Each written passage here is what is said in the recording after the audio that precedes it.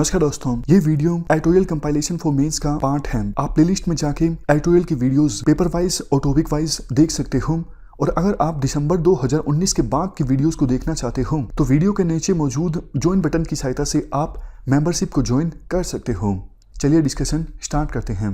आप GS paper 2 के इस टॉपिक से आर्टिकल को रिलेट कर सकते हो। एथिक्स से भी इस आर्टिकल को रिलेट करके देखा जा सकता है। क्या कंटेस्ट है? देखो, यूपी में इस प्रकार के पोस्टर्स सरकार के द्वारा कई जगहों पर लगाए गए हैं।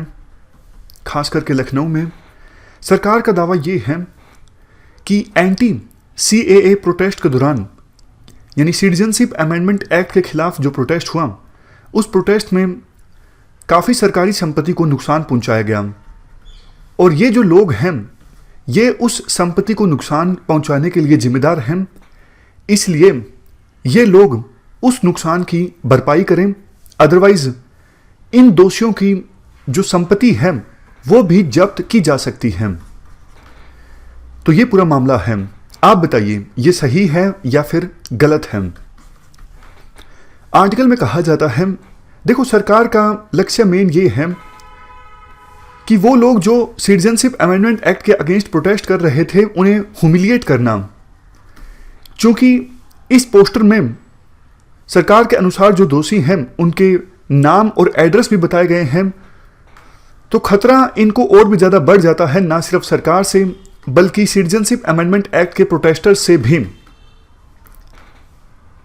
फायदा देखो इसका सीधा सीधा एक ये है, एक डेटरेंस क्रिएट किया जा सकता है समाज में कि कल को कोई भी सरकारी संपत्ति को नुकसान पहुंचाएगा किसी भी तरह से, तो सरकार उसी से ही नुकसान की भरपाई करेगी। इससे फ्यूचर में सरकारी संपत्ति को नुकसान पहुंचाने की जो घटनाएं हैं उनमें कमी आ सकती है। बट देखो ये गलत है काफ़ी रीजंस की वजह से। सबसे पहला रीजन, देखो, ये सरकार का दावा है कि इन लोगों की भूमिका रही है सरकारी संपत्ति को नुकसान पहुंचाने में। आप मेरे को एक बात बताओ, ये कौन डिसाइड करेगा कि इनकी भूमिका है या नहीं है? ये जुडिशरी डिसाइड करेगी ना। लेकिन किसी भी जुडिशियल इंक्वायरी ने इन लोगों को फिलहाल दोषी नहीं पाया है। समझ गए? देखो ये वही बात है, जब हैदराबाद में एनकाउंटर हुआ था रेप आरोपियों का, तो बहुत से लोगों ने कहा था ये जो एनकाउंटर हुआ है ये सही है। बट उस समय भी ये सवाल उठे थे कि भैया पहले तो ये तय करना होगा ना ये वास्तव में आरोपी थे भी या नहीं थे, या फिर पुलिस ने अपना फेस सेव करने के लिए किसी को भी मार दिया और बोल दिया कि हमने एनकाउंटर कर दिया। पहले तो जुडिशरी डिसाइड करेगी ना कि आरोपी कौन है कौन नहीं है। लेकिन ये जो पोस्टर में चेहरे हैं इनको अभी तक किसी भी जुडिशरी इंक्वायरी ने दोषी नहीं पाया है। दूसरा, देखो, ये इसलिए भी गलत है क्योंकि ये राइट टू प्राइवेसी का उल्लंघन है। पुट्टास्वामी जजमेंट जो 2017 में आई थी, इस जजमेंट में सुप्रीम कोर्ट ने साफ तौर पर कहा था कि राइट टू प्राइवेसी जो है वो अब एक फंडामेंटल राइट है।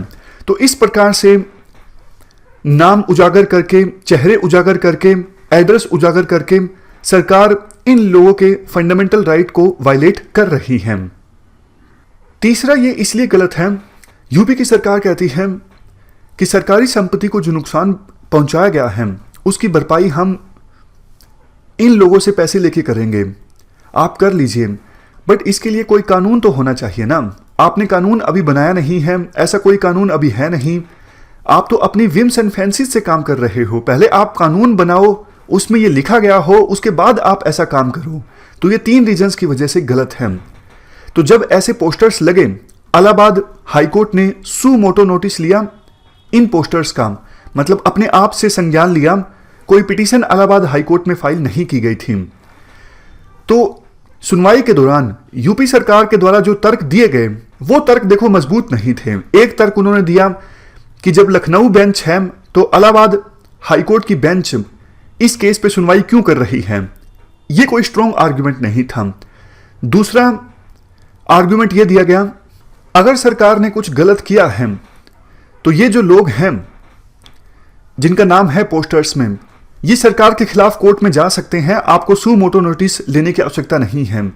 तो सरकार ने जो आर्गुमेंट्स दिए इलाहाबाद हाईकोर्ट के सामने वो मजबूत नहीं थे। लीगल ग्राउंड्स पर सरकार खेलना चाहती थी, बट इलाहाबाद हाईकोर्ट ने अपने वर्डिक्ट में आदेश दिया कि आप ये सारे जो पोस्टर्स हैं इन्हें रिमूव कर दीजिए। लेकिन यूपी की सरकार ने यह फैसला नहीं माना। यूपी की सरकार इलाहाबाद हाईकोर्ट के फैसले के अगेंस्ट गई सुप्रीम कोर्ट में। सुप्रीम कोर्ट ने भी यूपी की सरकार से पूछा कि आप एक बात बताइए, आप कौन से कानून के तहत ये सब कर रहे हो, आप कानून का नाम तो बताइए। लेकिन यूपी की सरकार कोई जवाब नहीं दे पाई, कानून का नाम नहीं बता पाई। अब जाके यूपी की सरकार ऑर्डिनेंस लेके आई है जिसमें कहा गया है कि अगर किसी ने सरकारी संपत्ति को नुकसान पहुंचाया है तो पैसे उसी से वसूले जाएंगे। देखो, सुप्रीम कोर्ट ने हालांकि इस बात को माना कि इलाहाबाद हाईकोर्ट की जजमेंट सही है और यूपी की सरकार के पास कोई कानून नहीं है जिसके तहत वो ऐसा कर सकते हैं। बट सुप्रीम कोर्ट ने ये जो मामला है एक बड़ी बेंच को भेज दिया। तो सुप्रीम कोर्ट की बड़ी जो बेंच है अब इस मामले की सुनवाई करेगी और फैसला करेगी कि यूपी की सरकार के द्वारा ये जो किया गया है सही है या गलत है। इस डिस्कशन में फिलहाल इतना ही है। Thank you very much for discussion.